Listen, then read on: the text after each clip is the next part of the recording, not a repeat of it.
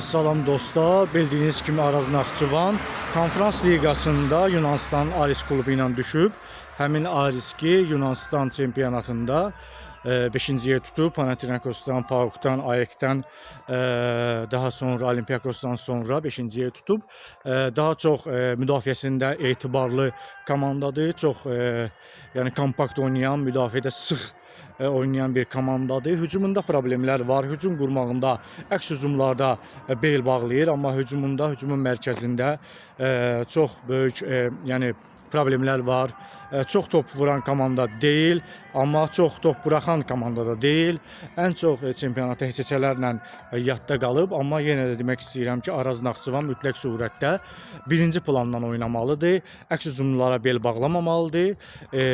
Hücumları gücləndirməlidir. Araz Naxçıvanın bəzi mövqelərində ümumiyyətlə problemlər var. Müdafiənin mərkəzində problem var. Cinahında problem var. Oyun qurucu baxımından Arazda o problemi mütləq surətdə həll eləməlidir və hücumun mərkəzinə bir futbolçu alıblar, amma deyilənə görə digər futbolçu da alınır və Araz Naxçıvan mütləq surətdə hücumunu, müdafiəsini gücləndirməlidir. Daha keyfiyyətli futbolçular, daha sürətli futbolçular gətirməlidir. Çünki Aris keçiləsi rəqibdir. Aris o qədər də güclü rəqib deyil.